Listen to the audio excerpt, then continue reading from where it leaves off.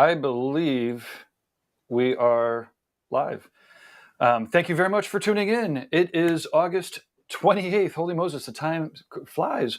It is 11-ish, and this is the Tattoo Weekly, the show about tattoo news, events, and tattoo artists. We have a special guest. Mickey Schlick is beaming in from Montana. He got up nice and early, so let us know if this is working for you in any of the streaming platforms. We do have a new fancy way to bring comments into the show. So if you say something nice, you might just see yourself on the screen. In any event, we want to know that it's working before we really start. And if you can let us know, that would be awesome. Okay, let's start officially. Welcome to Guy Aitchison's Reinventing the Tattoo Network, where where tattooers, apprentices, collectors, and the curious are all encouraged to join into these live streams, to catch us at real-world events, to share with each other, inspire each other, and ultimately to create better art and tattoos together. We're beaming out 4 days a week, and with your help, are getting a lot of rave reviews. And so we're going to keep doing this as long as you keep watching and saying nice things, I suppose. You could find the Reinventing the Tattoo Network in all of these fine places. Either of the app stores, do a search for Reinventing the Tattoo in Apple or Google App Store. On YouTube, do a search for Reinventing the Tattoo. Roku, you can search for the Reinventing the Tattoo Roku channel. There's 12 to 15 replays going on at any given time, including drunk critique. So people keep asking for more drunk critique. You just have to go to Roku, watch them. They're a lot of fun, but the day after is horrific. Anyways, you could also find Reinventing the Tattoo in either or all of the major podcast directories, Apple, Spotify, you guessed it. Just do a search for Reinventing the Tattoo there, and you will find it. You're going to find Reinventing the Tattoo everywhere. You're not going to find the book. It's out of print. You could find it on eBay. It's like $700-800 or something. But you can find all of the digital, the updated digital content with the videos and guests and all that at reinventingthetattoo.com. You could also find the latest schedule, join the newsletter. Like I said, there's all these places elsewhere where you could find Reinventing the Tattoo.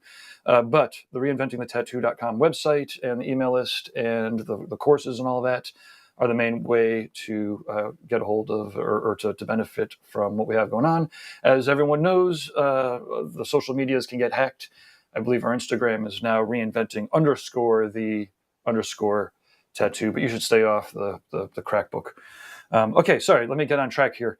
The last show was at 9 o'clock in the morning, drawing for tattooers with James Wisdom.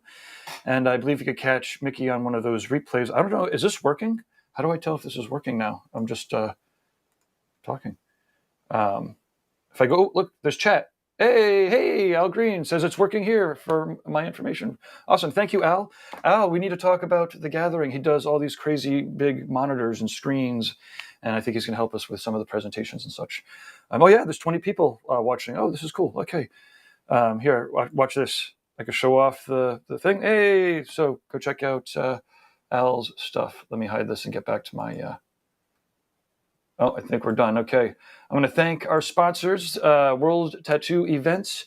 It is the most comprehensive website that has to do with tattoo conventions. We have...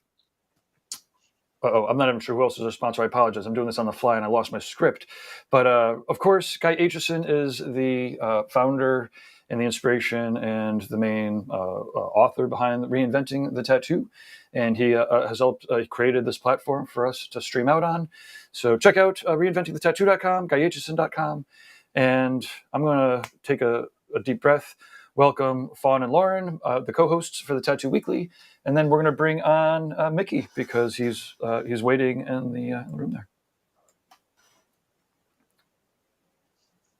Muted. What's up, everybody? Yeah, muted. I haven't seen you in a couple weeks, so yeah, it's good to be here. If I saw anyone who's watching in either Cincinnati over the weekend or San Diego the weekend prior, yeah, just let me know. I had to laugh over the weekend. I found Troy at Villain Arts, and I said, "Wow, Troy, you survived Hurricane Hillary of 2023."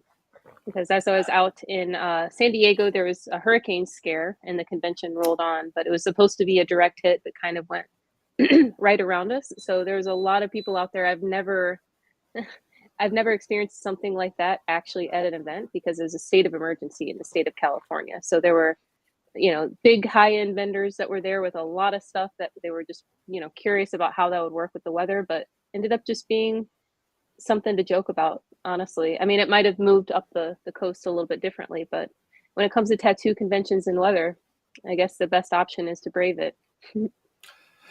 Yeah, we're up here in New England, so we've done a bunch of them in the snow. The Detroit Tattoo Convention. I know, Fawn, you always hit that up. There was one. There was one time. I'm just gonna say real quick. It was 4 o'clock It was 2 o'clock in the morning. We couldn't brave the weather. We had to stop. My wife told me not to drive out there, and I was like, whatever. So then, so we stopped at a hotel. 4 o'clock, 5 o'clock in the morning. We wake up. We start driving. An hour later, we see the signs for Albany, and it was like, no, it can't be Albany. That's the opposite direction. We completely drove in the wrong direction for 2 hours and in the snow. So then we had to turn around, and it was. Anyways, sorry, we're still in instructions. Hey, Patrick. It's nice. So with Paradise, it was at a beautiful time. Actually, not Paradise, but the Needle Jig meetup last year was around the same time of year, if I'm not mistaken, right, Gabe? So making that drive from Albany all the way up to Jiminy Peak, seriously, it's gorgeous. And then if you are attending the show and you're driving, on the way back, if you're heading west, hit Niagara Falls, because it's literally just 20 minutes off the route from Jiminy Peak. Yeah, if you're on 90 and you're going across, it's it'll be October. It'll be just about peak. It should be peak. I think because we kicked it up a weekend earlier. It's the 12th to the 15th. Oh, okay. Yeah, it's whew, oh boy, here we go. I feel like it's the perfect time to enjoy the change in the colors of the leaves. It's just at the start of the major color change. I remember last year I came up and the trees were all yellow, and then by the time we left 3 days later, it was purple and gray because all the leaves had fallen. Mm-hmm. Pretty nice weekend weather-wise. Oh, a sneak peek in our upcoming guest there. As I was loading in, I have all of his images loaded in. Fun, you want to introduce yourself real quick, officially? This will be the last week without the introduction. Yeah, my name's Fawn Baker. I tattoo at Red Tree Tattoo Gallery and True Tattoo Supply with Derb Morrison in Columbus. I've been hosting Tattoo Collecting 101 for a little over 2 years, I think. Every Thursday, 6 o'clock. Yep, I like spreading tattoo knowledge for the lay person. If you're part of our community, there's all of these clips and all of these you have to know so much to learn the next step. So I kind of like peeling the layers back for just the everyday person to understand how and why our community works the way that it does. Awesome, and you're also so exciting to see you at the shows and the conventions, and so it will be fun to catch up again. Well, let's bring Mickey on here, and okay, so beaming in from Montana. And the Montana Tattoo Company. It's officially MontanaTattooCompany.com. Mickey, is everything working? We could do the CNN test. Do they have to do the same thing? Sounds good on my end. Awesome. Can you hear me? Yep. Okay, cool. Loud and clear. Do you want to give us the elevator pitch? I know that you've recently done a couple interviews and you're on one of the recent shows. So yeah, let's give us a little. Let us know who you are and the best way to get a hold of you, and then we could ask a couple questions. Yeah, so my name is Mickey Schlick. The best ways to get a hold of me are either through MontanaTattooCompany.com or MickeySchlick.com. And I own Montana Tattoo Company. I've been out here for I think about 7 years with it, maybe 8 years now, and it's been good. I am a person that is about constant change, and I'm always constantly trying new things and evolving new things. So sometimes that takes me a little bit further away from tattooing, but it's been great. It's been a great road to travel for the last 20 or so years. Yeah, Mickey's in I know you guys who've watched more than once would know about the Tattoo Now Business Roundtable. So that's where I met you, Mickey. And when I talk about you, I'm like, it's hard to put into words. I really view you as a super intelligent business owner at the same time, a great artist. Can you kind of touch on the Thank you very much. You're welcome. Can you touch on the dynamic of your studio as it is now? So I've always kind of worked in walk-in shops, and I've always kind of been like a walk-in guy. And have always, leaned on the customer service side of the job, and being able to like be well-rounded. And in the last year or so, we've really changed to kind of more of a custom shop. So we have we only have 3 artists right now, and we have a full-time guest station, and everybody's kind of just like doing their own thing and focusing on the art that they like to do. And it seems to be going pretty good for everybody. So, I think our hardest issue is we have a lot of clients that we have to tell no, but it's a pretty good problem to have. Yeah, that's great. Hey, Yeah. real quick, just techie wise, is there a way that your microphone might be hitting your beard? No, but I can try to turn the headphones off. Oh, maybe. I don't know. It just seemed like it might have been hitting. How about now? Yeah, I think before was better. Probably shouldn't have said anything. Sorry about that. Okay, no problem. When did you create this that we're looking at now? My good headphones decided to just take a shit on me yesterday, so sorry. That's okay. Oh, now I gotta get back in. Can you repeat the question? Yeah, when did you create this, the artwork that we're looking at?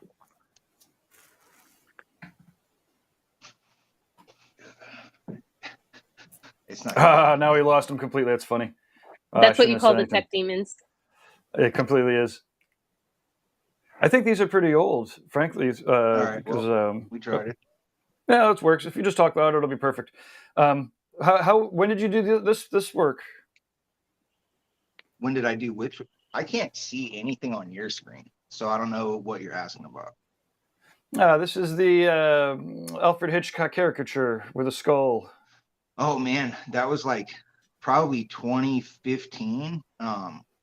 Or maybe actually that one was a little bit later, but in around 2015, I had taken a caricature class, and I think in my early days of tattooing, Franco Vescovi from Bishop had done a Alfred Hitchcock tattoo in a video that I watched, and I really liked the scene, and kind of wanted to do my own rendition of it, so that was what I came up with. Nice. Yeah, this is amazing. Yeah. And you've taken a fair amount of classes, it seems. You're always involved in professional development, and I think I've seen you in some of the various memberships around the tattoo internet sphere.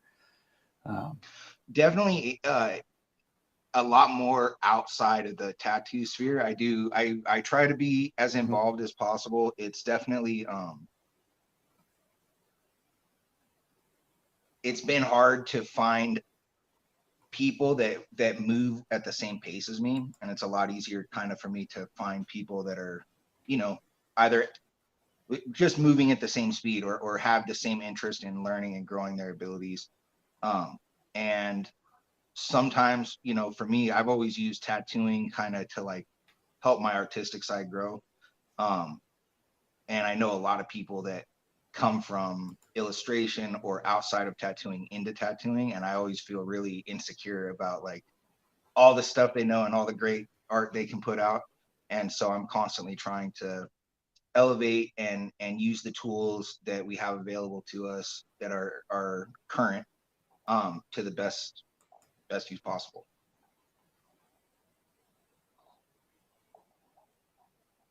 Mickey, when we were in the Tattoo Now Business Roundtable, let's just say when the AI stuff was a little bit more fresh, I don't know, maybe a handful of months ago, and you mentioned something super interesting that I just, the way that you said it was super interesting when you're talking about, are you providing a service or is this like a custom piece? Can we talk about that a little bit? Do you recall what conversation I'm talking about?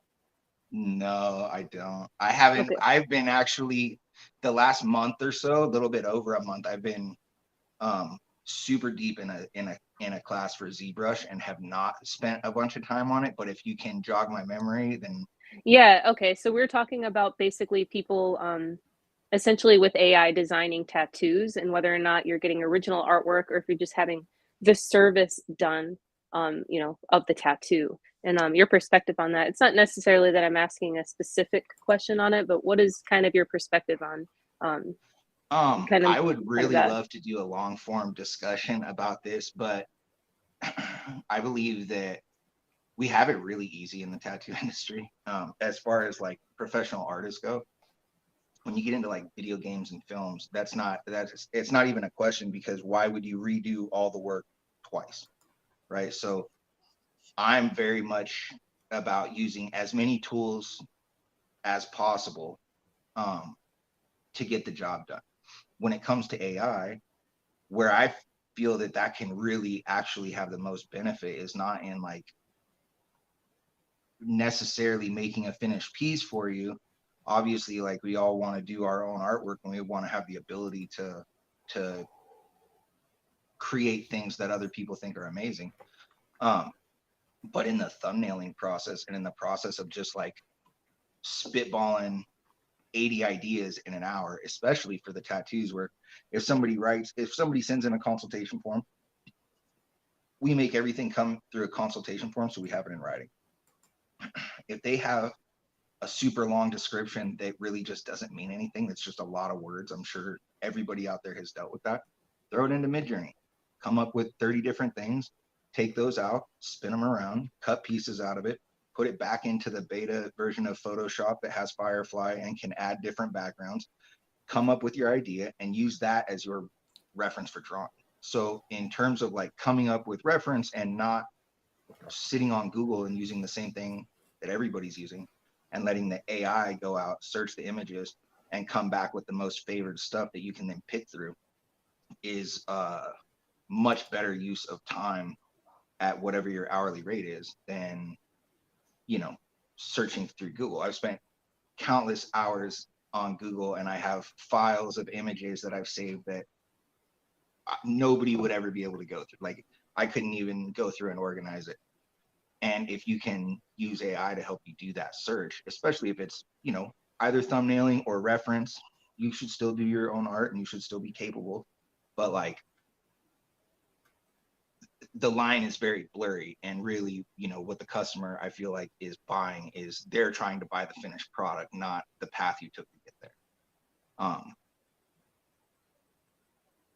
And I know that that's not always like the favored answer, but it's the same with Procreate, or are you doing digital versus are you painting versus are you hand drawing it? It like, where's the line? Yeah. And if you're a person that's, you know, trying to make the best finished product you can make in the most time efficient way possible, you know, computers are great for our industry. It was about 5 minutes. There was a tattooer that I was showing Midjourney to, you know, an older tattooer, probably 20 years in, maybe, you know, a real tattoos anything that comes in, a great tattooer, you know, but he'll tattoo, you know, pretty diverse.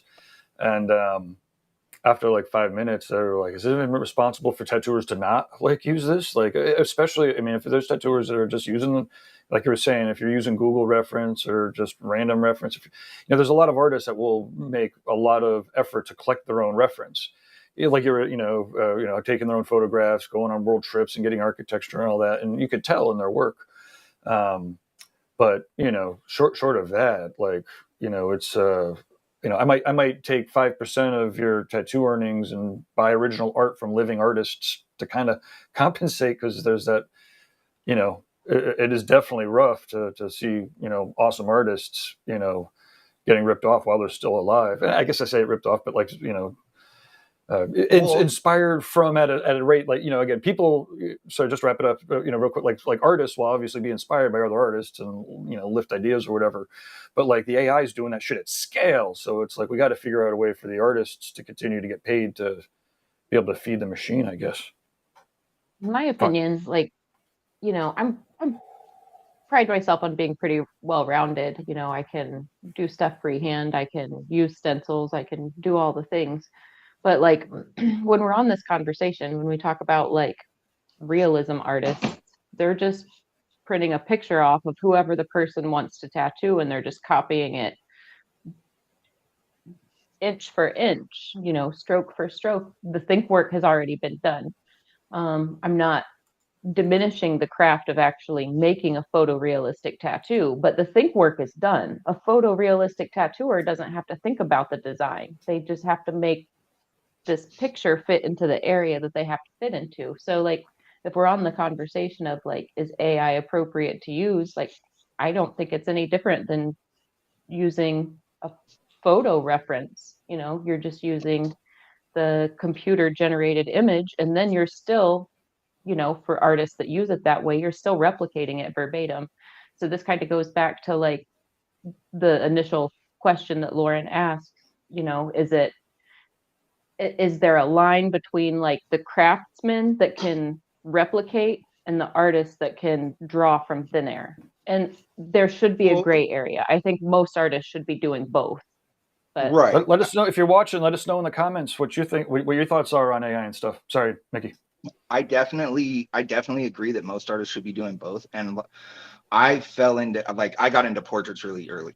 That was like the first thing that I really started to do. I had like drawn a hand-drawn cross-hatched image of a portrait of myself off of like an ID card or a driver's license or something, and knew that I could fake put that IDs through a stencil machine. And so ever since then, it was like, okay, what new media am I touching, and can I do this? Can I make this thing with it? But as I've gone along, once I can do it, I'm ready to go learn the next thing. I'm ready to go try something new and do something different. And I've never been able to just sit and do the same thing, even if it's something I love. When I got into caricatures, I really loved the ability of like, back to that original Franco Vescovi video, you know, in there they say, it was a rule of tattooing to me at the time, that if you're doing a portrait, you have to copy that portrait exactly, otherwise it's not a portrait. However, what I've learned is that I can do a whole lot with a face and still make it that person, right? Mm-hmm. So now back to the current discussion. If I draw a face of a person and then use a couple of different programs to turn that into a 3D model and can make that happen faster, or if I use Midjourney to make me a face of a random person that I don't know and can't take a photo of, and then I edit, or I mess around in Midjourney until that image is perfect. I put that image on a model in a program called Character Creator. It makes a 3D model of the person. I can take that to ZBrush and sculpt it. And then I can clothe it, pose it, change the facial poses. And, you know, now we've gone all the way back to like image creation. Now we're creating a high resolution image that's of our own making, that we can photograph from any angle, and use multiple times over. And as opposed to every time I have to draw a girl, I'm going to draw a girl from scratch. I know I can do that, but I would have more fun experimenting with this other stuff. And if I can turn that into a tattoo, then that would be more effective use of my time than beating my head against the wall between tattoos to get the next one ready. When you talk about, kind of, Gabe, like the scrutiny, you know, on these types of things, but when you talk about it and you lay it out like that, Mickey, that seems like what you're doing, like you said, it's of your own design, of your own thought process, and you're originating something from other areas, which seems like it's been pretty consistent the last, 15 years for that type of thing. Or even before. I mean, I definitely have to keep myself learning, and I like to do different stuff. And I think that's really kind of, when I have a couple of friends that are pretty well known in the industry, and that's really the consensus I get all the time. It's like, hey man, you should just slow down and do one thing. So what I've been considering doing a lot lately is just doing all the different things, but instead of trying to just monetize it with tattoos, doing a lot more videos and discussions online about it, and being able to hear myself think through the process and overcome arguments for everybody that might hold all of us back, right? So many people are just dead set against going to Procreate or using a tablet or digital art because of whatever they have set in their mind of like, that's not how I learned, or that's not what I do, or that's not how it is. I have almost no education. I went to prison at an early age. That's where I learned this stuff. I definitely you know, it's a constant feeling of inadequacy that drives me to a constant state of learning that keeps me pushing new things forward, sometimes before they're popular, before, like, you know, people are really ready to like kind of wrap their head around it. You know, I can barely get people to wrap their head around digital painting sometimes. So to get into like 3D sculpting or AI generated anything is sometimes a bit of a hurdle. We've got a good comment in here from Al. I think he's actually on LinkedIn, believe it or not. We keep getting some people watching on LinkedIn. So let's see here. So he says, the customer mindset is very, very slowly transitioning from the ritual, emotional to art appreciation. And then follow that up with AI as a tool. And yeah, I mean, and I suppose the real sweet spot is the keeping of that ritual, the embellishment of the emotion, but and mixed in with real art appreciation, right? So it's not just tagging a time and place or a memory. But again, I think everyone here is well versed in a shift of trying to like keep in that sweet spot, so it's not losing the magic. It's got more tools available to make the magic, I guess. Can I tell a quick little story? Sorry to interrupt, Mickey. Last weekend, I was talking to Good Time Charlie Cartwright, and he was telling me a story about, because we were just kind of asking on his perception or perspective on the way things are. And he said that it kind of hit him when his son was tattooing like 2 years ago.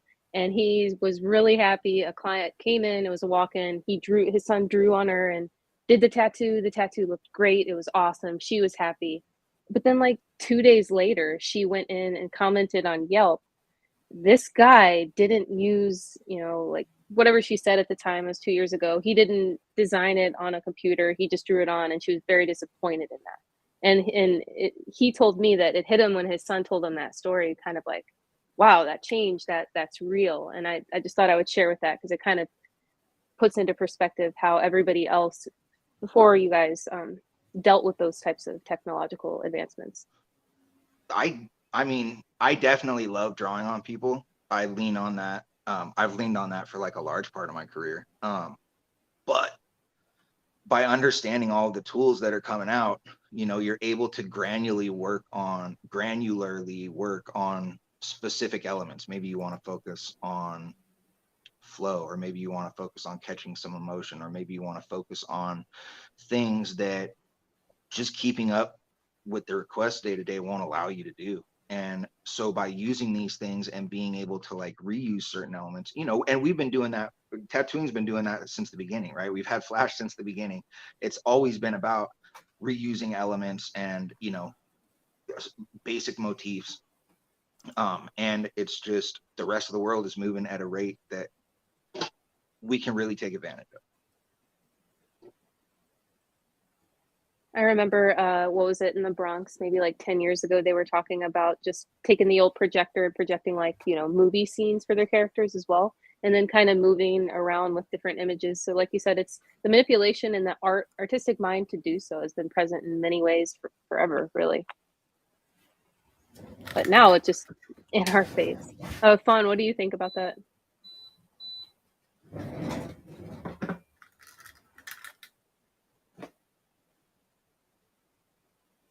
You're on mute.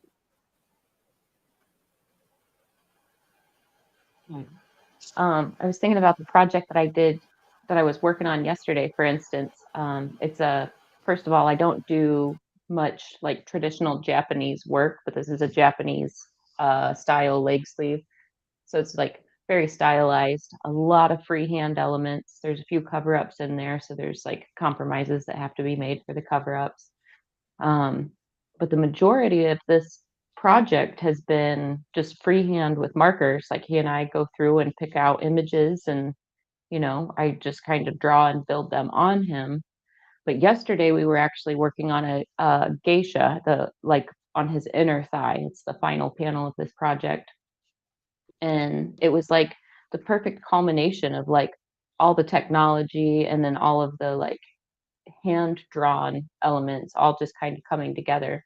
Could I have taken the time to draw a geisha and like bring it to life. I could have done that, but it probably wouldn't have looked very authentic because like my creativity isn't of that like Japanese style. It would have not lent itself to the style that he was looking for. So instead, we I had some different geishas from different illustrations. Some of them were AI, some of them were from old Japanese woodblock prints.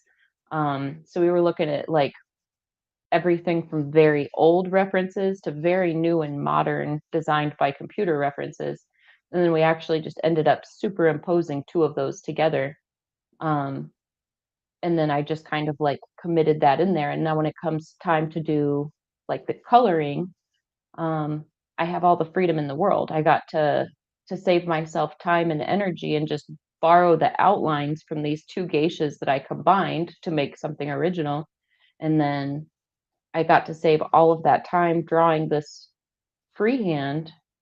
And it's also more authentic because I used, you know, actual like Japanese references. So in that situation, I think it was just a beautiful combination of like my own imagination, his ideas, different like, there's a lot of symbolism in a lot of the Japanese elements. So the whole leg does tell a story, but it's like the culmination of like the most traditional way you could imagine doing a tattoo, all the way to, combining images that were generated from AI and a woodblock print into one whole new image. I just feel like it's a good example of how when you use these tools appropriately, they come full circle and they lend to one another. It's not that one is better than the other. It's just when there's the appropriate time and place to use that trick, pull that trick out and use it. Save yourself time, save yourself energy. That way you can use your Absolutely. time and energy actually executing the tattoo and making the tattoo what it needs to be. Well, and even also on top of that, I think we were talking about it in one of the, I think it might have been in the drawing for tattooers or one of the ones with Jason. I mean, what AI is doing of putting all these images together is kind of what we're doing anyway, right? Like you're looking at reference and checking out tattoos all day, and eventually that stuff's going to bleed into the stuff that you like to draw. Maybe you're not stealing, but you got the idea somewhere, and maybe what you draw is quite actually different than what the original artist drew. But I was thinking about the strike in Hollywood with the writers and how fearful everybody is of the AI. And really, I think as dangerous as it is for those studios to use AI to replace the writers, the AI is also powerful enough to turn each of those writers into their own studio, right? I think that it can do that for all of us. Like you could be as creative as you want. I'm trying to get into making, I don't know if I would say cartoons, but animated sequences. So it's really powerful stuff if you learn how to use it. And most of this stuff is coming out new every year. So, everybody's on kind of the same footing. It's not so much to learn if you get in there and actually do the work. It pays in the time and energy it saves you later to come up with new stuff. And, it's a very useful tool. It's pretty nuts to see you in that space. When I was when we're working the artificial virtual assistants, the Avas, and we're like trying to figure out, like, sometimes it just hallucinates and comes up with crazy shit, like it will in the the artwork, and but when we go out and we try to find like who's the expert artificial AI GPT chat bot prompt who does them, like it's like not like lots of people do them. It's almost like all 3 people have done them. They're figuring it out, and post up some YouTube videos about it. And but it's pretty nuts to see people like you getting in there and digging around and making it work. I would like to start making a bunch of content like that. I think it would be better use of my time and like more creatively fulfilling for me to be able to like work through some of those programs and maybe like do some stuff live where I can talk to people while I'm doing it. Then that's a good idea. Struggling with the day to day. Like I just want to do the art stuff. Mickey, so like not many people really watching kind of know where we're at in this conversation because we're down this rabbit hole. So can you touch on that? Like with, let's just say you have a guest artist coming in. Maybe what is something that you do utilizing AI in a totally different way? We're not talking about necessarily art generation, but what's it like now utilizing these tools for consultations, for artists, getting guest artists, pipelines? What's that like now? It's That's great. You know, a deep every understanding. every new tool comes with a new set of problems. So you have to be able to just accept that you're pushing buttons until it works. But it really does streamline everything. And I think beyond artwork, where I'm using it for most right now is like the day-to-day basics of dealing with clients, the day-to-day basics of like telling people no that we can't do stuff. I'm getting into this digital sculpting stuff, and I want to make more crazy characters. So when it comes to like making people, I can just use the AI between 2 or 3 different programs to make the person for me, and now I have that person that can be a model for me forever. And that's stuff that I'm learning like this week. I'm just now starting to get into it, so hopefully I'll have some more cooler stuff coming out. But yeah, I mean, I don't know what I would tell a guest artist coming other than just, to see how they work. But it's really hard for me to watch artists struggle doing things the hardest possible way. So yeah, I think that people should learn how to draw, but once you know how to do the thing, then using other tools that help you do the thing faster is kind of like kind of a no-brainer. Does that answer your question? I guess. Yeah. Oh, you're muted, Lauren. Yeah, I was also thinking like you're kind of operating in a different realm because you're able to see like what do people want and what am I actually turning away? So what type of artist do I even really want, like down to a T, because you're able to do that and record and keep track in a really mature way, I guess, like having a business where you're accountable for the people that want to get tattooed in your shop, and it's really cool. And I've definitely always I came from a spot of insecurity and always feeling like, I started in the worst possible situation, so I always have to seek out more. And I've always tried to run things by like, hey, I want to be the big homie or the elder in the shop that I never had, right? That I can share my knowledge and share things with people. And that has gone to medium effect, right? Like nobody should really end their career in the first shop they started. So you have to accept that everybody that you teach or help or get a foot in the door is eventually going to leave, which is fine. But now I'm actively keeping a couple of these seats open because I would rather just have very high quality people in here, even if that means that I can't serve every client. And I can use the AI to help me deal with more day-to-day stuff. So previously I was not really wanting to advertise that much because we have more business than we can handle anyway. So what's it going to do to help more people get in here? And now as I've been doing it, I'm trying to advertise a little more because I would rather cherry pick the exact jobs that I want and tell everybody else no. The problem that causes is that nobody wants the front end job of telling everybody no. So if I can use the AI to put people on a waiting list, and then on a day that I want to do walk-ins, which might happen a couple of times a month, or a time when I need parts for my bike or something, I can just come in, look up the walk-in list, send a text to everybody, hey, we're doing walk-ins tomorrow, first come, first serve.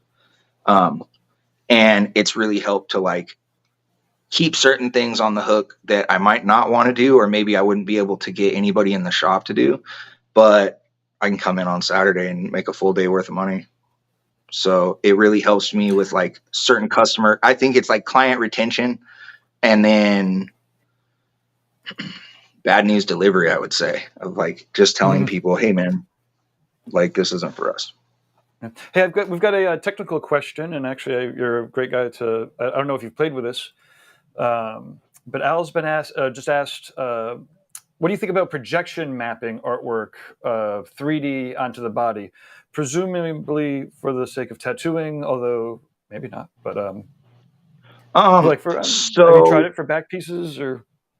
I haven't tried it for back pieces, but I use it for paintings all the time. And the reason I wouldn't use that for, say, a back piece or for like a motorcycle tank is because the image is going to get distorted every time it hits a curve, or it's going to be out of focus as it like wraps around the body. So for on flat spaces, then you're good to go. But when it wraps around like the hips and the butt and all that stuff, depending on how detailed the image is, it's going to start getting warped on there.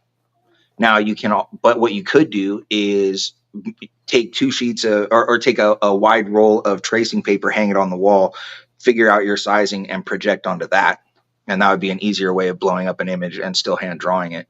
But I don't know how well it would work on a body. I've seen people do it, but I'm not too convinced based on my use of projectors. I think it's a good way to maybe communicate with a client during a consultation. You know what I mean? Like if you have the image or multiple images, if you could project it onto, or even like digitally pull a picture of them into your computer and superimpose. Either way, we definitely do that. Like we'll try to take a picture of somebody, and then, you know, usually I have a person looking at my tablet, but the way the shop's set up, we have a TV right in the waiting room, and I can project onto the TV and then, take a picture of them and project it onto their body that way to show them. Absolutely, all the time. I think that TV it's incredibly valuable. Sorry, I think it's incredibly valuable for the consultation process, but I don't think it's actually applicable in any way to the tattoo process. It would just kind of be adding a step, because once you projected it, you'd have to trace it all with marker, and by that point, you might as well have just made a stencil. But what you could do, or what I've been doing, like the other day, I had a client come in, and I did this with Midjourney, but you could do the same thing if you photo bash a scene together, so where everything is realistic, and then you project it onto the paper, and then you want to get like a more neo-traditional drawing off of it. You would definitely have a hand-drawn thing that you don't have to do the hand drawing on the tablet. You're either creating a step or duplicating a step or moving a step, because you have to get to the final thing. But I did this a similar thing the other day. Somebody wanted a fox and a wolverine, so I had Midjourney come up with a realistic fox and wolverine snuggling, and then drew a little neo-traditional fox and wolverine off of that one. But same thing. Like, it depends on what you're going for. It's a tool to make things bigger. If that works better for you than a printer and tape, then. Speaking of, Andre Malcolm, everybody should definitely be giving him a follow. He's somebody say back piece. He I don't know. He'll be at the tattoo gathering. We just got his info in. He'll be doing a back piece bodysuit layout workshop, and he's way down with all of the large scale awesome stuffs. Andre, thank you for watching. As always, man, exciting. Okay, sorry, I didn't mean to interrupt. Excuse me. So do you want to talk a little bit about your studio, or like you were saying? So obviously everyone's been, not everyone, I take it back. Let me start over. Word out on the internet is that everybody's slowing down, and I hear it again and again, and I'm sure it is, obviously, if people are talking about it. Now, there's lots of things that they could do. I always ask about their customer appreciation parties and their mailing lists, etc. But the point is, you've been talking about having like an overflow. So what would an artist need, or what's the process like, or, you know, to come to your shop? And I guess talk about some of the benefits of coming to Montana. Montana is just a wide open country, right? We live in it's a smaller town, but there's no other nearby smaller towns. So I think the closest place is, you know, an hour and a half or a couple hours to get anywhere of any size. Our shop is pretty close to the airport, so when people fly in or whatever, if they need help, that's usually not a problem for me. what I normally do is I have a pretty in-depth interview process. It's a couple of forms that we do through the Tattoo Now software. And the first step is me figuring out who the artist is and seeing if I like their work, because while I will let anybody that wants to come learn, I only want to promote work of a certain caliber. So we make sure that's all good. And then we go through a second, an interview and a second survey or form. And that's where I take all the information that I will make that person's page on the website out of. Once that person has a page on the website, they will also have a consultation form. When the consultation form is filled out by a client, we get a copy of it that we have, and probably nobody will ever look at unless there's a front end person here trying to get that artist in. And the form will also go to the artist. And then once we've hit a threshold of like, hey man, I need $1,500 to like make it worth my weekend, and we know that we can get that much in clientele, then we can set it up. And that kind of allows people to like have their portfolio on deck here all the time, and get in touch with the local clientele without necessarily having to make a dry run. That was always my most feared thing, is that I'm going to make a dry run and do all this travel and then get nothing out of it. So try to head that off at the pass and get them up and get them out here. And then we also have in the shop these posters. I won't show them to you, but they're posters that have everybody's QR code on them. So if it's a guest artist or a local artist, you have a big poster that has 10, 12 pictures of your work with a QR code that the clients can just take a picture of and fill out. It'll go directly to your page on the site, which goes directly to the consultation form. We get the client's information, you get the client's information and the job. Awesome. Yeah, you always impressed me. There's been a couple times, in the last year or 6 months or whenever, in the business roundtable meetings where 1 week you're like, we need to get this like set up and the forms and the this and the that, and I'm like, I know how to do that. I can help you do that. And then the next week you're like, yeah, I got it done. I'm like, oh shit, that was quick. That was sharp. Exactly.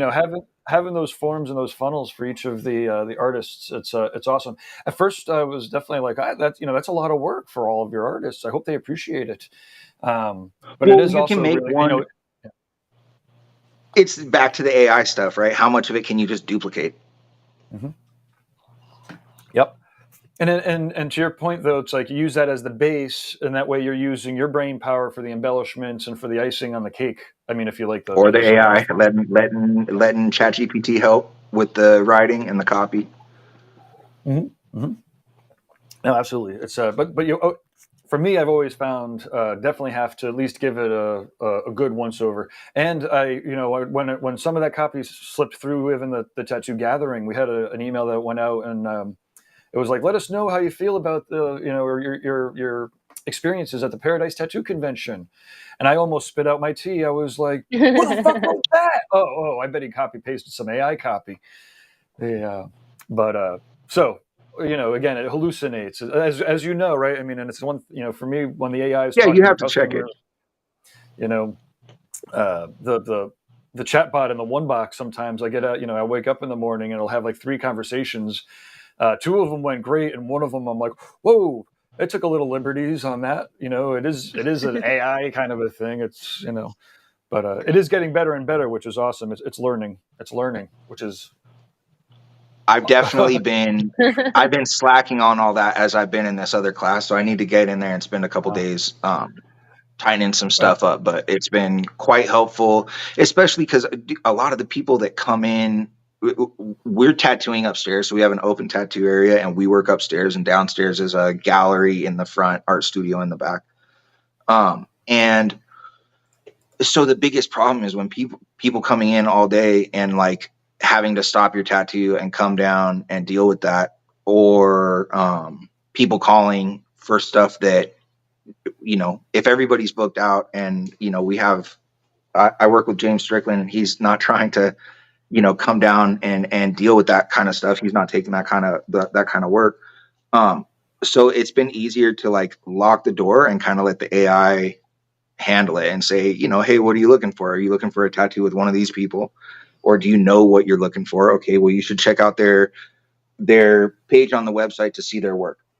If you like their work, there's a consultation page on the site. In the consultation, it's not just asking questions, it's discussing how this artist works, right? So I have one person that books 2, 3, and 4 hour tattoos. I have one person that works full days only. So the clients kind of need to know what they're getting into as they're getting into it with each artist. So yeah, it's been very useful, to have a person sitting here and repeat it all the time for 3 times the money is not very economic. Yeah, that's which I guess one thing I'd say earlier about the AI is that you guys were when you were discussing, I thought about is it's so amazing sometimes how we judge the AI differently. Like for me, most people aren't very creative. Like right, like so it's like we have these hurdles for the computer to jump past, but most people, aren't really conscious. I mean, and I don't mean that in a bad way. I mean that like I wish. I hope that everyone, becomes more and more conscious as we live. But the fact is, I look at a lot of people and I'm like, man, I don't know, like that AI might not be that smart, but that person ain't that smart either. I'm not saying I'm very smart, right? But the point is, the AI is making errors, but people make errors, and and I'm not going to say that I don't answer my phone anymore and just let the AI text back. But when I can't get to my phone and it texts back, and then they have the conversation, and it's monitored by me, it's taught by me, and for the most part, it does a good job. It's hard. Like does your I could. does your AI sign off with cheers yet? I tried not to. It did the other day. It did say it signed off as real Gabe. It tried to fucking pass itself off as me.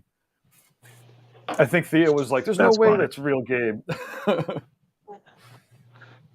Oh shit! But cool. Hey, we're almost there. So let's. We had to wrap up some of our last topics here and thoughts. So this was fun. Time flies. Yeah, no problem. I definitely feel like I think that's the topic that you were just discussing is something that you and I should talk about, because I feel like you and I probably have a similar problem in that I'm constantly putting out, like, I have a lot of information. There's a lot of stuff for people to read. There's just like, hey, here's all this stuff, and then I share it with you guys. But I think what most clients need is like, this is the one way that you should go, and then that's the best way, right? It's weird to like, that people aren't creative, or that people don't understand no matter how clearly you explain it. And it's sometimes easier, instead of like giving the options, I think, to just be like, yeah, this is the way. Now that I'm working with an artist who's just like, this is what I do, and that's all I do.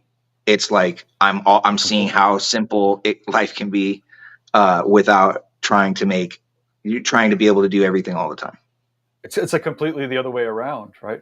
I think I heard, and I may be getting it wrong, but I can't sing his name wrong. The Italian black and gray artist. He's so awesome. Almost, maybe, possibly, he's a contender for the best black and gray in the world for sure. And if you include personalities, like, he's awesome. He's amazing.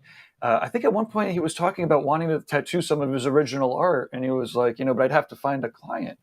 And I'm like you must out a year, like you're booked out for all intents and purposes, as long as you want to be. Like, you can just say the next tattoo I'm going to book will be my piece of original art. But he's like, no, I wouldn't want to do that. Like, I'm not going to push my art on people or anything.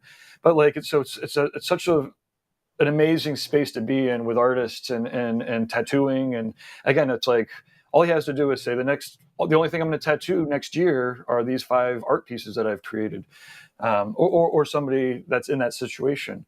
But yet they'll often just stay booked, with the tattoos, with what the clients want, which is great. It's tattooing that you should do what the client wants. It's crazy. I love it. Anyways. I'm definitely, yeah, that's definitely kind of the same place I would like to go with it, where now I'm doing things that I can't even, like, I'm learning about things that I can't even explain to people. So now I want to take that to a point where I'm just making, hey, this is all I'm doing. I just want to do this stuff that's mine and nothing else. And for all you guys out there that figured that out early, fucking, that's awesome. But yeah, I definitely, there's a way to push doing your stuff. And I think if you do your stuff that you vibe with and are more happy with, everything's going to come out better, be more fulfilled at the end of the day. So yeah, that's definitely a way to go and something I think everybody should focus on. I mean, also for or at least from my perspective, like there's all sorts of different clients. So there's a wide variety of tattooers, and there's tattooers that go through various stages of their career. Like obviously, most, and again, I don't want to say most tattooers when they get started can't dictate their clientele, because what I would love to see is the people that are apprenticing already have enough artistic oomph that they are bringing in new clients, right? And in the last couple of apprenticeships that I was, part of, the apprentice they were illustrators. They were bringing in new people that saw their art. I'm like, fuck yeah, I want to get tattooed. But obviously, and clearly the traditional tattooing, that's, people come in to get the times and places and names, and they deserve to get really awesome tattoos, from tattooers who give a shit about them. So, again, mostly for me, it's like I love all of it, and I don't do any of it. So that's it. Take my opinion for what it's worth. I think that's been a thing that kind of like bothered me early on, especially like early when I opened the shop. Like I was doing a lot of classes at the time. I was learning a lot of new stuff at the time. And then some of the people that have been the most successful in here are,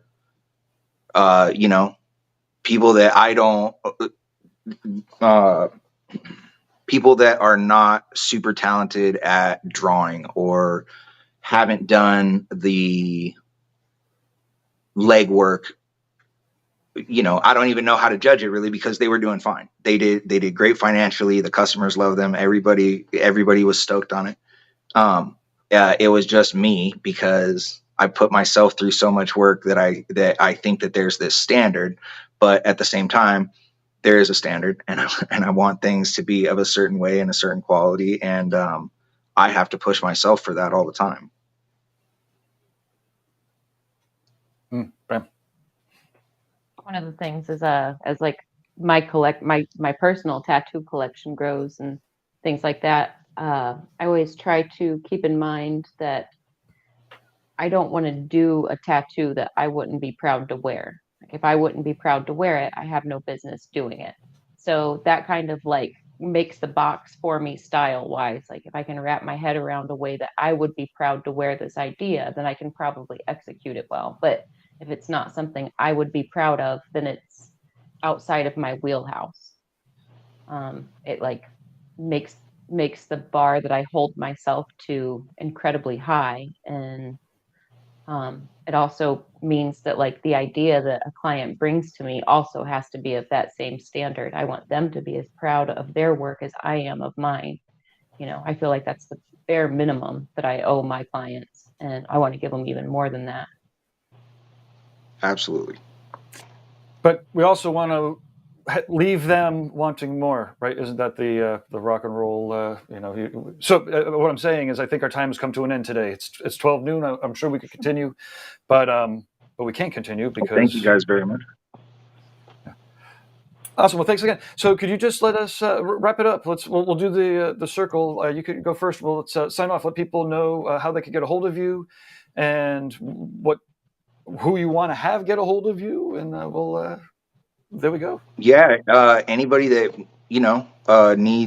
wants to guest spot in Montana, we're definitely here. You can find us at montanatattoocompany.com or mickeyschlick.com, or any of the aptly named Instagrams.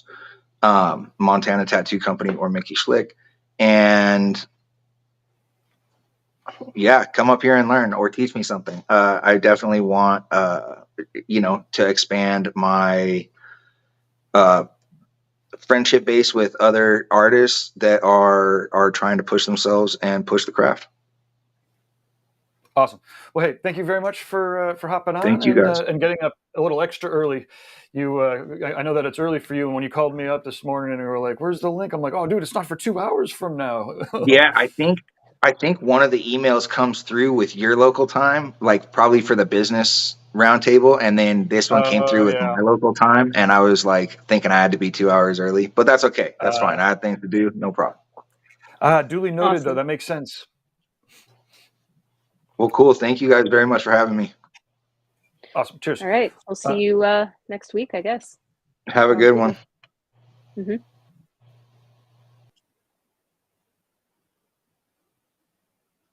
We never made an order of who's signing off next. I'll sign off next. Gabe Ripley, computer geek for tattooers, and also co-producer of the Paradise Tattoo Gathering, tattoogathering.com. This October, it's going to be awesome.